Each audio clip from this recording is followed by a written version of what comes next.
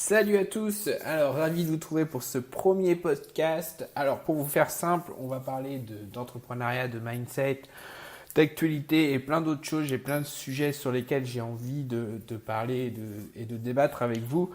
Tout d'abord, je vais faire un podcast par jour qui va durer entre 10, 15 minutes, voire 20 minutes, suivant les sujets et suivant ce que j'ai à dire. Donc, premièrement, vu que tout le monde ne me connaît pas, je pense, je vais me présenter. Donc, je suis Vincent Proust, j'ai 36 ans et ça fait à peu près un an que je me cherche dans l'entrepreneuriat. J'ai vraiment commencé à réussir il y a moins de 2 mois dans le dropshipping Amazon. Ça marche très très fort. J'ai mis une formation en place pour partager mes méthodes et expliquer comment je fais. Au mois de janvier, pour avoir un exemple, un ordre d'idée, j'ai fait 17 000 euros de vente sur Amazon. Donc voilà, donc on va pas se plaindre, ça marche assez fort. Aujourd'hui, de quoi on va parler? On va parler d'entrepreneuriat et de savoir si tout le monde est fait pour être entrepreneur. Alors premièrement, je pense que vraiment tout le monde n'est pas fait pour être entrepreneur. Il y a des gens que ça leur convient pas tout simplement et je pense qu'il y en a d'autres par contre qui sont dans le salariat, qui osent pas se lancer et je pense que c'est souvent une erreur. Moi j'ai 36 ans, j'ai passé plus de 15 ans où j'ai navigué de poste en poste dans le salariat en me disant bon ben, c'est que j'ai pas trouvé le poste idéal qui me convient. J'avais toujours un peu ce prétexte de me dire bon c'est parce que j'ai pas trouvé le poste que j'attends ou que j'estime mériter que en fait tout simplement, je n'arrive pas à me caler dans une entreprise, quoi. Donc pendant 15 ans, je changeais souvent d'entreprise, je me sentais pas bien. Et du coup, j'ai remarqué que c'était pas du tout ça parce qu'il y a quelques mois, ça marchait pas du tout dans l'entrepreneuriat. Du coup, j'étais obligé de retourner en intérim. Et là, je suis tombé comme par hasard sur le poste que je convoitais un peu depuis une quinzaine d'années, quoi. Donc, je suis tombé sur le poste parfait et celui que j'attendais depuis longtemps. Et pourtant, j'étais toujours pas heureux et j'avais toujours pas l'envie d'aller travailler le matin. Donc, en fait, j'ai dû me dire, ben voilà, en fait, c'est la réalité, elle est pas là. La réalité, c'est juste que je suis pas fait pour le salariat. Je ne supporte pas de faire quelque chose qui est ordonné par quelqu'un qui est stupide, mais vu que c'est ton chef, tu dois le faire. Et du coup, tout ça, je ne supporte pas. On n'écoute pas les salariés à l'heure actuelle. C'est-à-dire, si vous voulez apporter des améliorations dans une entreprise, on ne vous écoute pas. La dernière entreprise où j'étais, je lui ai dit, mais votre système, là, il est idiot. Vous le faites faire, vous faites du pointage à tous vos salariés. Et j'ai dit, on perd un temps fou parce qu'on doit répéter des choses qui pourraient être faites beaucoup plus simplement. Et on m'a juste dit, ben oui, mais on a toujours fait comme ça. Donc, les super réponses. Bref, donc du coup, moi, je suis pas, vraiment pas fait pour le salariat. J'avais déjà fait une expérience en 2009 où j'avais eu 3 ans mon entreprise en plomberie chauffage, parce que j'étais plombier chauffagiste. Et ça n'avait pas marché. Après, le plomberie chauffage n'était pas non plus ma passion. Je suis arrivé un peu là-dedans à 19-20 ans parce que j'avais pas le choix, il fallait que je travaille. Donc du coup, je m'étais lancé un peu là-dedans par dépit, même si j'aimais un petit peu ce que je faisais. Je peux pas dire que c'était une passion, quoi. Donc du coup, l'entreprise n'a pas marché en 2012. J'ai fermé du coup en 2012, 3 ans après. Alors au début, je le faisais en plus de mon travail de salarié. Et ensuite, je me suis lancé à 100% sur la dernière année. Et voilà, donc en fait, je travaillais 3 fois plus pour arriver à un salaire qui était un tout petit peu supérieur à ce que je gagnais, mais pas énormément. Donc voilà, donc moi, ça fait un an. Je pense qu'il y a beaucoup de gens qui ne sont tout simplement pas faits pour être entrepreneur. Une des choses que j'avais le plus sous-estimé au niveau de l'entrepreneuriat, c'est l'autodiscipline, quoi. Enfin, moi, je suis pas quelqu'un de très autodiscipliné à la base. Et du coup, quand vous êtes tout seul chez vous, il faut se lever tôt le matin, il faut s'imposer de travailler un minimum d'heures. Enfin, il faut s'imposer beaucoup de choses. Du coup, vous dépendez vraiment de vous-même. Et je pense que c'est pas fait pour tout le monde, quoi. Vous n'avez pas un patron qui vous impose des horaires. Vous n'avez pas quelqu'un qui vous pousse derrière ou juste le fait de savoir que vous devez faire un minimum de travail, ça vous pousse à le faire même si vous n'avez pas envie. Tandis que là, quand vous êtes entrepreneur, vous êtes tout seul chez vous. Et si vous n'êtes pas capable de vous impliquer, de vous mettre une autodiscipline, ça ne marchera tout simplement pas. Parce que si vous vous levez à 10 heures tous les matins ou à midi, ça ne pourra pas fonctionner.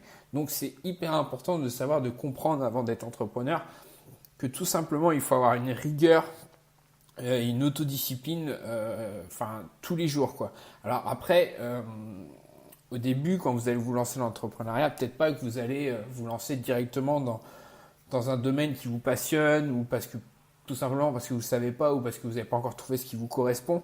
Moi, au début, ce que je conseille dans l'entrepreneuriat, c'est de faire un business qui va pouvoir permettre de générer des revenus dans un premier temps, même si ça ne vous passionne pas. Mais déjà pour mettre un pied dans l'étrier, comme on dit, et pour démarrer l'entrepreneuriat, commencer à constituer des fonds et ensuite vous vous redirigez vers quelque chose qui vous correspond plus ou une passion que vous aviez depuis le début et vous lancer dans un domaine qui vous intéresse plus. Mais voilà, je pense que vraiment, moi, c'est vraiment ce qui était plus difficile, c'est vraiment de m'imposer une autodiscipline. Maintenant, ça va beaucoup mieux parce que c'est sûr, pendant un an, c'était beaucoup plus dur parce que ça ne marchait pas. Je ne trouvais pas ma voie, je ne savais pas. J'ai essayé plein de choses, j'ai fait plein de formations et au final, je voyais que je gagnais pas d'argent, que j'allais être obligé de me remettre au salariat. Et du coup, forcément, c'est beaucoup plus dur de se mettre des objectifs, de se lever le matin, de se dire voilà, je vais faire ça, ça, ça. C'est beaucoup plus dur quand ça ne marche pas. Depuis 2 mois, je vous avoue que maintenant, à 7h30, je suis debout, je suis au taquet dès 7h30. Je m'y mets avec grand plaisir. Je travaille 7 jours sur 7 et je vois pas les heures passer. Je travaille en général 8-10 heures par jour. Mais voilà, c'est devenu du plaisir, tout simplement parce que je gagne de l'argent en retour et ça marche fort et j'ai beaucoup de travail. Donc, je n'ai pas le choix non plus de faire des grosses journées. Mais voilà, je pense que on peut tous changer. La preuve, hein. Moi, j'étais vraiment pas quelqu'un d'autodiscipliné. C'est-à-dire que, c'est vraiment, je suis quasi réfractaire à l'ordre. Donc, du coup, m'autodiscipliner, pour moi, j'y croyais pas trop au début. Et en fait, on se rend compte que si, c'est faisable. Il faut juste prendre le temps, s'imposer des choses chaque jour, se dire voilà, je me lève pas après 8 heures. Et ainsi de suite. Le soir, je me couche pas à 2 heures du matin. À 11 heures, minuit maximum, je suis au lit. Et voilà, et tout ira bien. Mais il faut comprendre qu'en tant qu'entrepreneur, vous n'aurez pas le choix. Il faudra être autodiscipliné, il faudra être sérieux, carré. C'est pas parce que alors, il y en a plein qui disent que voilà, entrepreneur, il y en a plein qui travaillent très peu. On voit le bouquin de Tim Ferriss, on l'a tous lu au début, quand on veut démarrer dans l'entrepreneuriat, qui dit que travailler 4 heures par semaine, tout ça, faut pas se leurrer. C'est pas possible, quoi. Vous pouvez faire 4 heures par semaine sur des petits business différents et additionner tous vos business, mais au final, je ne connais pas d'entrepreneur qui ait réussi sans travail et sans un minimum d'investissement. Surtout, je pense au début. Moi, j'ai passé vraiment une année où j'ai beaucoup travaillé pour aucun résultat. Donc, c'est sûr, c'est pas facile. Mais au début, il y a forcément un investissement qui est assez énorme dès le départ. Si je prends en considération toutes les formations que j'ai fait des tonnes de formations et c'est obligatoire. Ça m'imposait un budget formation qui était énorme par mois. Mais voilà, ça m'a tellement apporté qu'en final, je vois pendant un an tout ce que j'ai appris. C'est ce qui m'a permis de développer un peu ma propre technique pour faire du dropshipping sur Amazon. Donc voilà, je pense vraiment que tout le monde n'est pas fait pour l'entrepreneuriat. Je pense qu'il faut bien réfléchir avant de se lancer ou faire un petit test, voir ce que ça donne. Je pense qu'il y a des caractères qui ne sont pas du tout adaptés à ça. Moi, dès petit, dès qu'on était sur un effet de groupe, même très petit, j'avais toujours envie d'être le leader. Je n'écoutais pas les autres, je voulais toujours me placer, pas au-dessus, mais je voulais toujours commander, quoi. Fallait que ce soit moi qui dirigeais le truc. Ça a toujours été comme ça durant longtemps. Je me suis un peu bridé le jour où je suis rentré dans le salariat, parce que dans le salariat, forcément, il y a des hiérarchies à respecter. J'ai toujours eu beaucoup de mal avec l'autorité, je ne vais pas vous cacher. Pourquoi? Parce que tout simplement, à l'heure actuelle, on n'écoute pas le salarié. Le chef dit de faire ça, même si c'est débile et vous le savez. De toute façon, on ne vous demande pas votre avis, donc vous devez le faire. Et je trouve que c'est dommage. En plus, en France, on ne motive pas du tout ses salariés. C'est-à-dire que vous arrivez, moi je vois sur ma dernière mission, si je prends exemple de ma dernière mission, je faisais une dizaine d'interventions par jour. Et au bout de 15 jours, j'ai fait le point avec mon chef. Et donc, au bout de 15 jours, j'ai à peu près 80 à 100 interventions faites. Et il s'est concentré uniquement sur 3 interventions que j'avais, selon lui, un peu foirées, quoi. Et alors moi, maintenant, j'ai 36 ans, j'ai plus de recul avec ça. Il y a quelques années en arrière, plus jeune, j'aurais peut-être mal pris. Mais moi, tout de suite, je me suis dit, bon, voilà, s'il y a que 3 interventions qui n'ont pas marché, ça veut forcément dire que tout le reste était bien. Mais ça, on ne vous le dit pas, quoi. Au lieu que le chef te dise, bon, voilà, on va commencer par les 3 trucs qui me semblaient que les 3 interventions qui n'ont pas été au top, et après finir par, voilà, mais par contre, tout le reste, c'était top, voilà. motiver son gars, tout simplement, quoi. Pas ressortir que du négatif, quoi. Enfin, c'est tellement important, quoi, parce que du coup, tout le monde y perd dans l'histoire. Le chef, il y perd parce qu'il vous démotive. On met l'accent sur 3 interventions, alors que les 97 autres se sont très bien passés. Enfin, moi, je trouve ça assez dramatique pour la motivation des salariés, quoi. Enfin, c'est une hérésie, quoi. Enfin, c'est grave, quoi. Et du coup, on est toujours focalisé sur le négatif et on dit même pas, enfin, il suffit pas grand chose à un salarié. Le salarié arrive le soir, il a fait 1 heure d'heure sup, il a pas trop compté ses heures. Bah, juste dire merci, quoi, c'était cool. Et le salarié, ça va lui suffire, il n'y a pas besoin d'aller plus loin. Mais voilà, on est toujours sur le négatif. Moi, j'arrivais le matin, on avait des feuilles de pointage, et tous les matins, le mec qui faisait les pointages, ça devait être son petit kiff de pouvoir de la journée, je sais pas.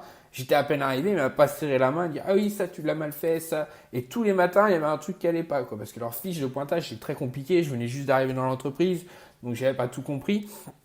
Et du coup, il se faisait un malin plaisir tous les matins à me faire chier. À peine que j'étais arrivé dans le bureau, bam, il me balançait ça. Donc voilà, je trouve que dans le salariat, moi de toute façon, ça ne me convient pas. Enfin, c'est assez dramatique, surtout en France. On fait tout pour démotiver les gens et les gens vont au boulot à reculons, ils font leur journée, ils touchent leur salaire et voilà, ça va pas plus loin. Après, il y a des gens qui peuvent le supporter pendant 40 ans jusqu'à leur retraite. Moi, ce n'est pas du tout mon cas. C'est un peu pour ça pendant 15 ans. J'ai fait beaucoup d'entreprises. Mais voilà, je pense que l'entrepreneuriat, c'est aussi une forme de... Enfin, ça va avec son caractère. Il y en a qui sont faits pour ça, il y en a qui sont pas faits pour ça. Voilà, faut pas non plus forcer les choses. C'est-à-dire si vous n'êtes pas entrepreneur dans l'âme, si vous n'avez pas dirigé, si vous ne voulez pas vous imposer une discipline, ne vous lancez pas tout simplement. Après, si vous n'êtes pas bien dans le salariat, vous avez une passion, quelque chose que vous avez envie de lancer, essayez. Ça ne coûte rien d'essayer de toute façon. Voilà, je vais juste terminer. Si vous avez envie de suivre ma formation Amazon Dropshipping, je vous mets le lien juste en dessous. Donc comme je vous l'ai dit, moi j'ai généré au mois de janvier 17 000 euros de vente.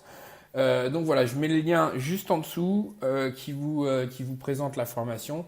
Et je vous dis à demain. Merci de m'avoir suivi. Ciao.